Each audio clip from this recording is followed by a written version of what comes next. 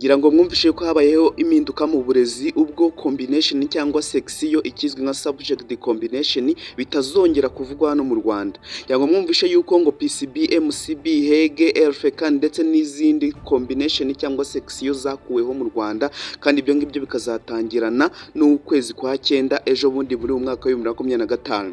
Hari impinduka zabayeho bifatanyije na Mineduc, REB ndetse na NESA bakora impinduka kuri section cyangwa kuri combination. Buri munyeshuri rero rino tangazo agomba kurimenya, ndetse n'abanyeshuri bakoze senior bakamenya ibyo baziga muri upper level secondary cyangwa A level. Hanyuma rero muri iyi video ku muntu tugiye kubana kuva kuri video itangira kugeza ku iherezo ry'iyi video uraza gusobanukirwa n'impinduka zabayeho mu burezi, kandi ungiye kukwereka impinduka zakozwe mu mashami ikizwi nka subject combination y'uburezi mu Rwanda by'umwihariko muri uyu mwaka wa 2025, kandi izo nshingano cyangwa izo mpinduka zikazatangira mu kwezi kwa 9. Hanyuma turebe n'icyitwa new curriculum cyangwa CBC mu mashuri yisumbuye ya upper level senior 3 kugeza senior 6.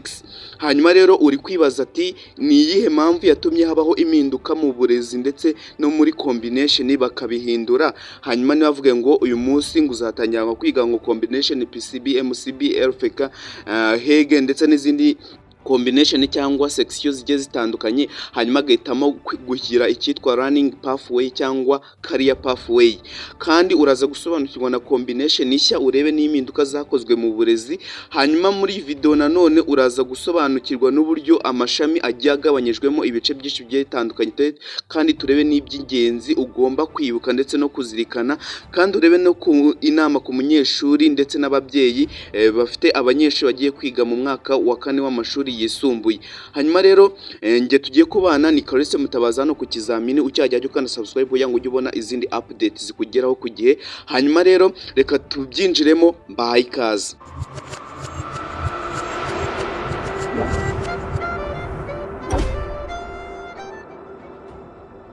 Impinduka zakozwe mu burezi, hari impinduka zabayeho, kandi reka turebe impamvu izo mpinduka zabayeho. Impamvu ya mbere nuko bagombaga guhuza amasomo n'isoko ry'umurimo, dore yuko hari abanyeshuri basozaga senior 6 ariko bagera ku isoko ry'umurimo bakibura, ugasanga ahubwo baratwa n'abatarize.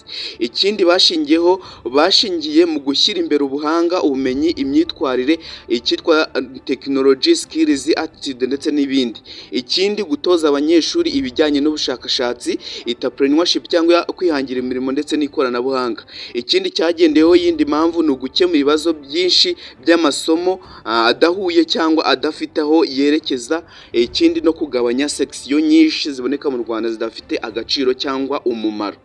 Rero hari combination ishya n'impinduka zagiye zikorwa. Hano hari combination zakuweho, zimwe mu mashami yakuweho kubera kudahuza neza n'icyerekezo cy'uburezi, harimo PCB ubwo ni physics, chemistry and biology, yahujwe n'andi masomo aganisha ku buvuzi ndetse n'ahagenewe ubushobozi mu bushakashatsi mu bujyanye n'ubuvuzi. Hashyirwamo HEG kizwe na history, economy and geography, havuguruwe kugira ngo ijyane gutegura abayobozi bafite icyerekezo cy'ejo hazaza. Ndetse n'indi combination izwi nka MCB, harimo math, chemistry ndetse na biology, yahujwe n'indi mivugurure ya sayansi y'ubumenyi ngiro. Ikindi kandi hari combination zashyizweho cyangwa zavuguruwe. Ikindi hari combination ishya muzabona mu banyeshuri bazajya gutangira mu mwaka wa 4 yitwa BLS, yizwi nka biology laboratory science, yibanda ku buvuzi, isesengura ry'amasomo, imikorere y'umubiri ndetse n'ubumenyi ngiro. Iyi ni combination ishya yashyizweho muzasanga mu wa 4 cyangwa muri A level. Indi combination yitwa ICTM, yitwa ubwo ni ICT and Mathematics, yibanda ku ikoranabuhanga ndetse n'imibare. Iyo nayo ni combination ishya muzasanga muri A level, izatangira mu kwezi kwa 9. Iyindi yitwa SME, yitwa Science, Mathematics and Entrepreneurship, nayo iri gutegura abanyeshuri bafite ubumenyi ndetse n'ubumenyi rusange ndetse hongeyeho n'ubucuruzi. Iyi nayo ni combination ishya muzasanga muri uyu mwaka wa 4 ejo bundi mu kwa 9, kandi abanyeshuri abanyeshuri benshi bazayinjiramo. Iyindi yitwa STEAM combination. Iyi STEAM yibanda cyane ku bumenyi bwa siyansi, tekinoloji, engineering ndetse n'imibare. Yashyizwemo byinshi biganisha kuri TVET cyane cyane by'umwihariko, ndetse hari n'indi yitwa LITE, ubwo ni Literature ICT Entrepreneurship. Iyi ni uguhuza ubuhanzi ndetse n'ikoranabuhanga. Iyi nayo ni combination nshya muzasanga muri A level. Indi combination yitwa CBT, ubwo ni Competence Based TVET, ndetse iyi ni combination yatejwe imbere cyane kuko iyi ni section izagenda ifasha abanyeshuri muri uyu mwaka. Iyi rero ubundi buryo bwa gatatu bw'amashami cyangwa combination yagiye agabanywamo ibice byinshi bigiye bitandukanye. Mineduc ifatanyije na REB ndetse na NESA yashyizeho ibyiciro bitatu by'ingenzi izo combination zose zigomba kugabanywamo. Iya mbere ni Science and Technology, ariyo twasanzemo ya ICTM, STEAM, BLS ndetse na CMT, ndetse n'ikindi cyiciro cya gatatu cyitwa Humanity and Education, harimo RIT, HEG ndetse yongeyeho n'ibijyanye na leadership ndetse na citizenship.